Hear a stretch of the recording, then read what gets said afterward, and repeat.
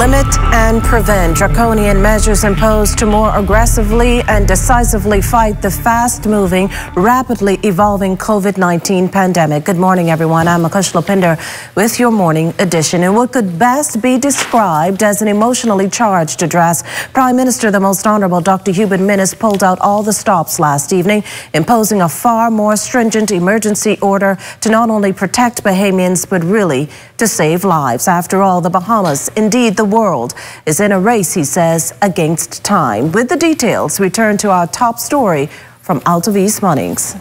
Good morning, Makushla, and good morning, Bahamas. That 24-hour curfew announced by Prime Minister, the Most Honourable Dr. Hubert Minnis, Monday night, will come into effect in less than an hour at 9 o'clock this morning. Prime Minister Minnis made the announcement during a national address here at the office of the Prime Minister Monday night. And in essence, the Prime Minister says the Bahamas can't afford to have the deadly COVID-19 virus spread across this country like it has been spreading around the world. Every person should remain confined to their place of residence, inclusive of their yard space, to avoid contact outside of their family, except A, essential workers who report to work. B, workers required to work under Order 5.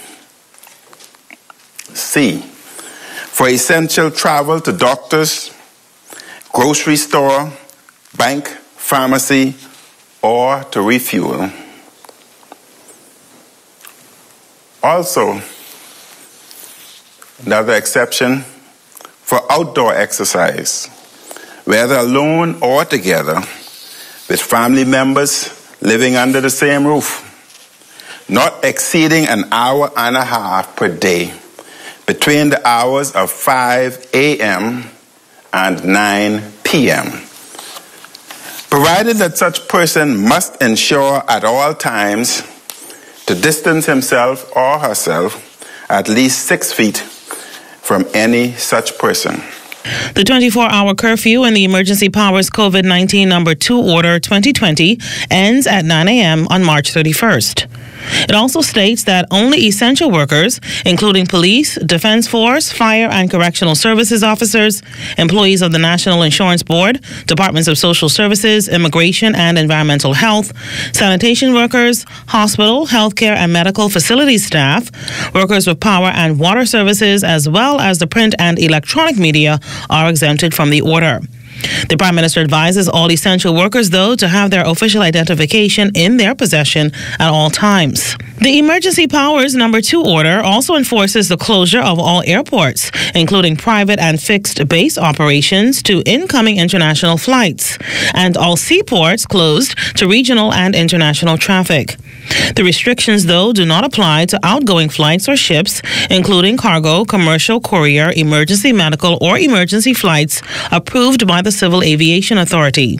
Also prohibited in the new emergency order, mail boat and inter-island sailing except for transport or freight, and inter-island private commercial sea transport. The fish fry situated at Arva Key and other occasional markets throughout the Bahamas shall close. The Portisky Dock and every other dock throughout the Bahamas shall be closed to any commercial activity and sales of anything to the general public, including fish, conch, or any such catch.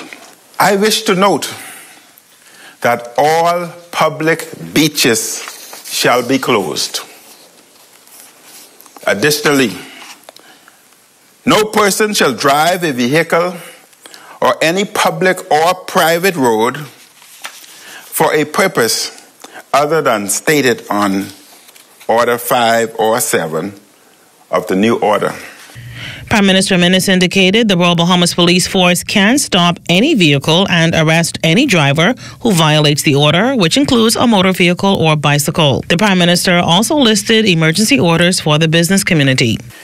Every human establishment must ensure that all customers and staff maintain physical distancing of no less than 6 feet in or outside their businesses. They must determine the number of persons that may be permitted in the establishment at any one time by permitting one person for every 30 square feet of store space. Within 24 hours of the commencement of this order, place distance markers 6 feet apart, indicating where each customer must stand at a checkout point. And within 24 hours of the commencement of this order, place distance markers 6 feet apart on the outside of the establishment, indicating where customers must stand while waiting to enter the establishment. Let me note that supermarkets will be encouraged to designate a specific shopping time for seniors from 9 a.m. to 11 a.m. Owners will also be strongly encouraged to enforce physical distancing inside and outside their establishments. Too many Bahamians have not taken this threat seriously enough, and many people still don't understand the toll this virus is taking on other countries. To stop COVID-19 from spreading, each of us is a soldier or warrior in this battle. Our personal and collective behavior is the best way to fight this threat. Prime Minister Minnis emphasized that the emergency orders that came into effect last week remain in operation. He also noted that Attorney General and Minister of Legal Affairs, Senator the Honorable Carl Bethel, in addition to a member of the opposition, will appear on radio shows to further explain the Emergency Powers COVID Order Number 2, 2020. Altaviz Munnings, ZNS Network News. Well, thanks, Altaviz. The grave and stark reality of the situation also forcing the Prime Minister to use a portion of his 40-minute speech to speak directly to young people. You are not immune to this virus. You are made of flesh and blood. None of us are invincible. Though COVID-19 is especially dangerous to older people, younger people have also died in other countries.